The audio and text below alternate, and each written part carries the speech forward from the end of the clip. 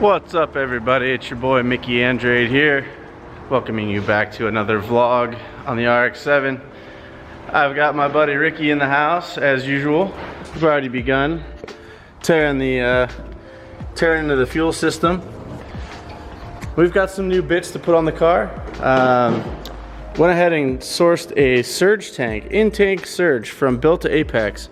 What a nice product. So this is a machine product, CNC'd, and then it does house two pumps inside. So we've got our Deechworks pumps hiding in here. So we've got two massive Deechworks pumps that are going to be utilized to send fuel to the engine. And this little holder on the side here, this is actually used for a stock pump or a Walbro 255 or something like that. So you actually mount another pump here, and then all of the connections are here at the top, and you've got your feed and return on the face of this. Very cool part. Looking forward to getting this in the car. What this actually accomplishes is it allows the lifter pump or the stock or Walbro pump to fill this canister up with fuel, and then these two pumps inside are pulling the fuel from in here and sending them out to the engine. What that does is it allows you to not get any slosh or fuel starvation when you're going through turns or high G applications, or just in general. This thing is going to use a heap of fuel, so we want to make sure that it has a constant allowance of fuel on hand to be sent to the engine. So this Built to Apex product is the industry standard for these, and we've decided to go ahead and use them. So we've picked one of those up. Thanks to them for helping us out with this. It's super awesome. We've got to do some more connecting inside, get everything plumbed.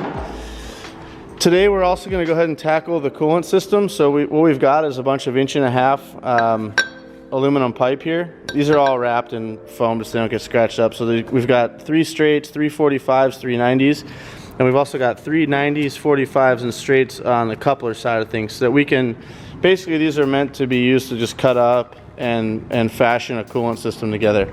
So basically what we have right now is we've got a radiator in place, obviously, and we have our water provisions for the engine block here.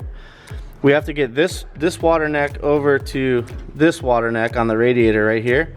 So this will come probably a 90 off of here across, and then probably a 90 to here, I'm guessing. So we'll have to fiddle with that. But what that allows us to do is, by having all those parts over there in different lengths and sizes and bends, we can fashion something that works. This water neck, the upper water neck, has to go down to this provision on the radiator here. So probably a straight to a 90 and another little straight to a straight coupler. We'll get that in there. So we're gonna go ahead and get the plumbing for the coolant system done today. As far as that goes, it should be pretty straightforward and simple. If you have a good eye, you probably noticed that our turbine housing actually came in yesterday as well. So this is a product that we had to purchase from ATP. I haven't gotten into the whole situation with the turbo yet. Maybe now's a good time. We did source a Garrett turbo. The Garrett turbos in this line, in the 35 series, have a 3-inch V-band connection.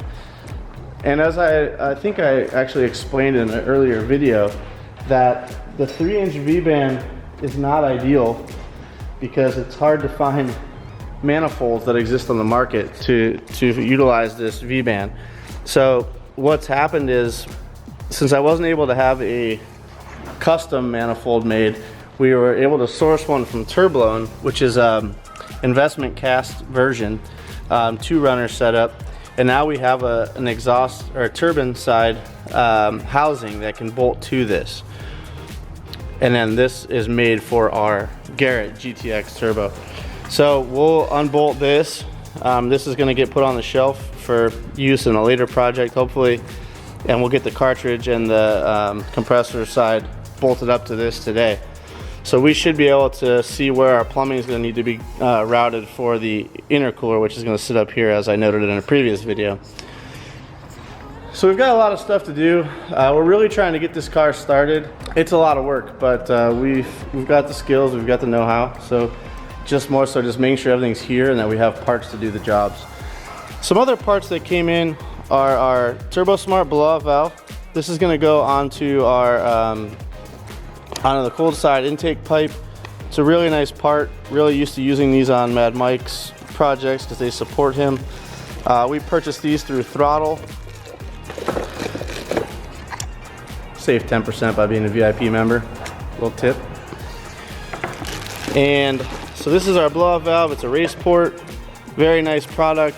This collar needs to get welded to our intake pipe, but I think it matches the engine bay really nice, and it's a good looking piece. So we'll go ahead and get that installed once we have the intercooler piping all managed. This here is our oil cooler. Normally we would want to run 2 of these.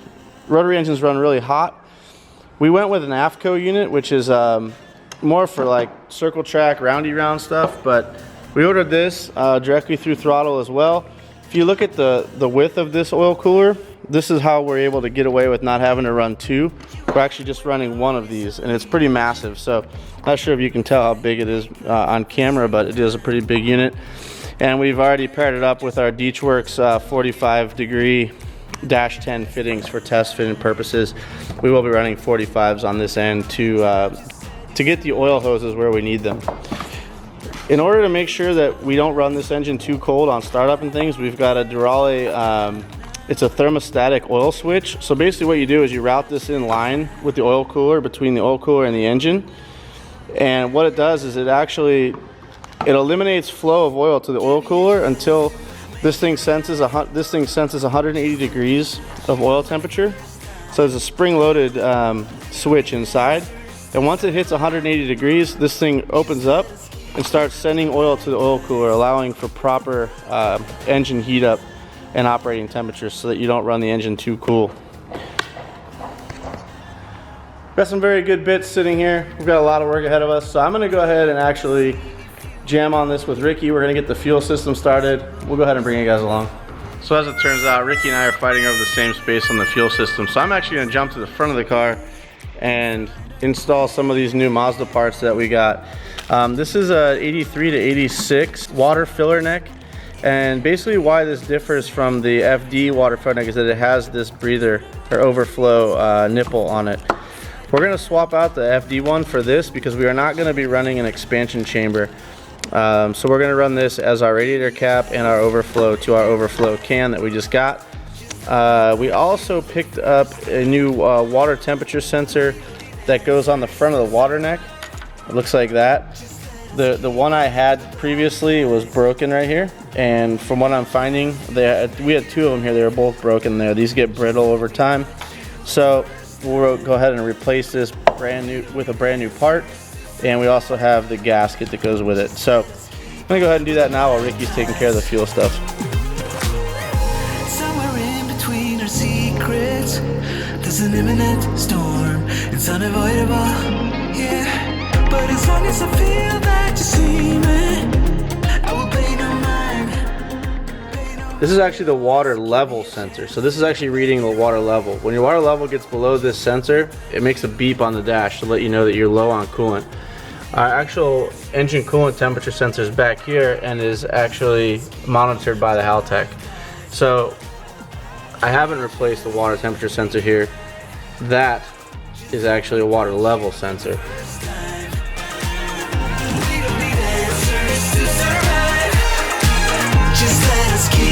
With the black guys, we are sweet on our secrets.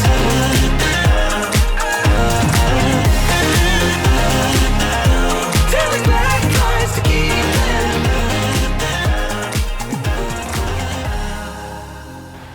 Alright, so Alex brought by the new overflow tank, which is pretty sick because it's milky white instead of yellow like my power steering reservoir. Thanks to those of you who made comments in that video about the power steering reservoir, how to fix it. I am going to give that a try.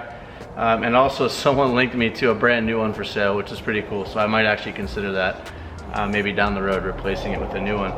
At any rate, this is the new tank. It's a really easy install. It goes right here in the passenger side. F-18s, dude. So it's actually a really easy install. I'm gonna go ahead, it just slips into the front corner of the passenger side wheel well, and this reaches up into the engine bay and bolts in up top. And there's 2 bolts down here, or actually a nut and a bolt sorry, a nut and a bolt, and then this thing just wedges into the frame. So we're gonna throw that in real quick. Without scratching it up.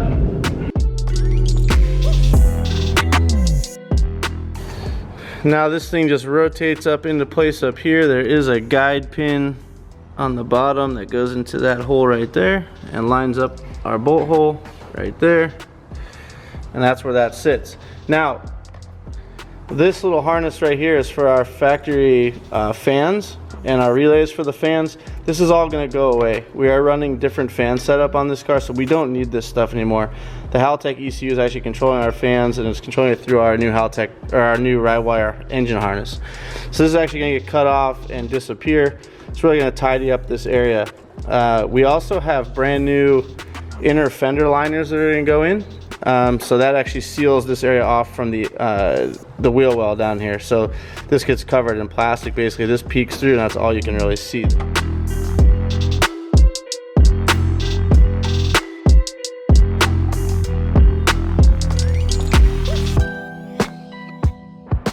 All right, well, the UPS man just showed up, which is like Christmas when he's here. Him and the FedEx guy, they always bring us the goods. Today we got our Turbo Smart wastegates, which kind of a long story. We ordered the wrong ones by accident. We didn't know the turboloan manifold could only accommodate the 40 mil. We ordered 245s. So now we have them. So our wastegates are actually gonna go here. And honestly, I think with two of them, it's gonna look tough as nails. I hope it sounds as good as I think it's going to as well. So we'll probably clock these this way. We're gonna have to have some little dump tubes for these guys. Maybe leave me a comment in the comment section. Should I dump these to atmosphere? Or should we dump these back into the exhaust? There's two different schools of thought. I wanna know what you guys think.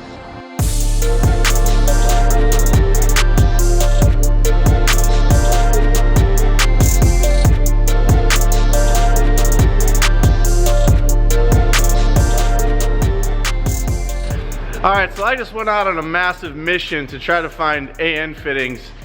We do have a whole slew of AN fittings that Deechworks provided for their fuel setup. Unfortunately, we need some miscellaneous adapters and things like that. So I didn't realize how hard it was to find AN fittings in our area in San Diego. We're gonna get the fittings tomorrow morning in a different area, and then bring them in on Sunday and actually knock out the rest of the fuel system.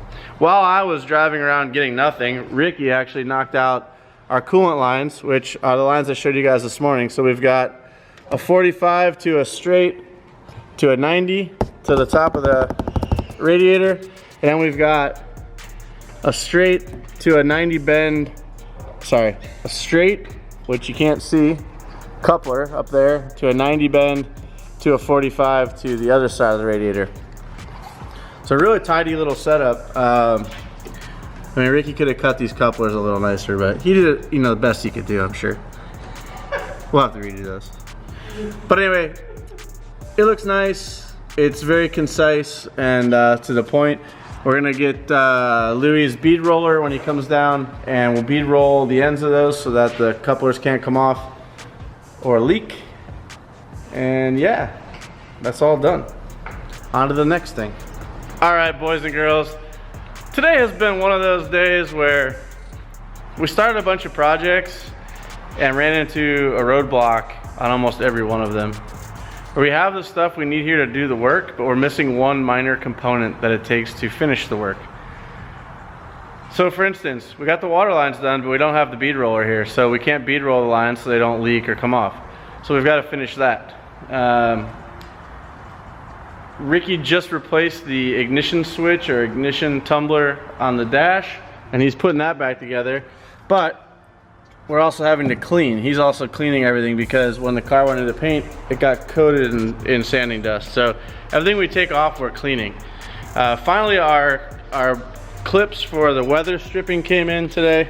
So we now have the ability to put all of our weather stripping back on.